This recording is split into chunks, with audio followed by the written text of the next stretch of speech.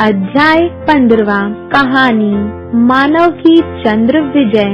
चंद्रमा एक सुंदर ग्रह है। मनुष्य जब जब चंद्रमा को देखता था तो उस पर जाने की इच्छा करता था और उसके मन में अनेक प्रकार की कल्पनाएं उत्पन्न होती थी। कभी बच्चे उसे चंदा मामा कहकर पुकारते, कभी उन्हें उसमें चरखा काटती हुई बुढ़िया दिखाई देती और कभी उसमें बैठा हुआ खरगोश दिखाई देता। माँ अपने बेटे को खुश करने के लिए कहती थी, तेरे लिए चांद सी दुल्हन लाकर दूंगी।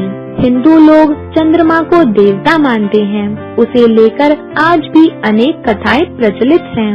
हजारों वर्ष पहले भी वैज्ञानिकों को पता था कि चंद्रमा हमारी धरती की तरह ही एक ग्रह है और दूसरे ग्रहों की अपेक्षा हमारी पृथ्वी के समीप है, लेकिन इससे अधिक बातों का ज्ञान उन्हें भी नहीं था।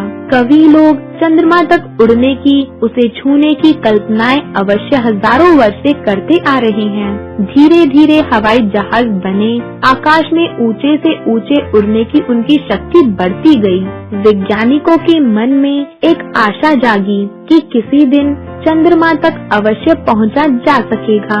अपनी इस इच्छा को पूर्ण करने के लिए वैज्ञानिक ऐसे यंत्र की खोज में लग गए जो आकाश में बहुत ऊंचाई पर हजारों किलोमीटर प्रति घंटे की गति से उड़ सके।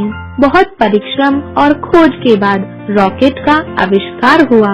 रॉकेट एक ऐसा शक्तिशाली यंत्र था जो अंतरिक्ष यानों को आकाश की बहुत ऊंचाई तक पहुंचा सकता था। पहले पहल अक्टूबर 1957 में रूस ने एक रॉकेट आकाश में भेजा जिसे स्पुतनिक कहा गया। अमेरिका भी इस क्षेत्र में पीछे नहीं रहा, वह भी इसी तैयारी में लग गया।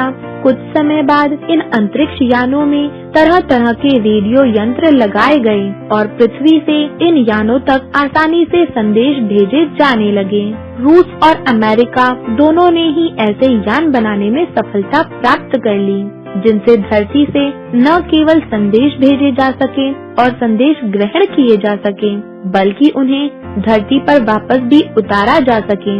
रूस ने 1959 में लाइका नाम की एक कुतिया को अंतरिक्ष में भेजा। यह यान हजारों किलोमीटर प्रति घंटे की गति से पृथ्वी की परिक्रमा करके वापस लौट आया। 12 अप्रैल 1961 को रूस ने यूरी गागरिन को अंतरिक्ष यान से आकाश में भेजा और अनेक आवश्यक सूचनाएं इकट्ठी की। रूस का मानव विहीन यान लूना 15 सर्वप्रथम चंद्रमा के तल से टकराया। 20 जुलाई 1969 को अमेरिका का अंतरिक्ष यान कमांडर आर्मस्ट्रांग को लेकर चंद्रमा के तल पर उतरा। आर्मस्ट्रांग के साथ दूसरे चंद्र यात्री एडविन एल्ड्रिन भी चंद्रमा के तल पर उतरे। दोनों चंद्रमा के तल पर पैर रखने वाले पहले यात्री थे। आनंद से विभोर होकर दोनों ने संदेश भेजे कि उन्होंने चंद्रमा को जीत लिया है। दोनों ने लगभग 2 घंटे तक चंद्रमा पर घूम फिरकर चंद्रमा की चट्टानों और मिट्टी के कुछ नमूने लिए और अपने यान में बैठ आए। पृथ्वी पर लौटने पर इन दोनों चंद्र यात्रियों का बड़ा स्वागत अभिनंदन हुआ।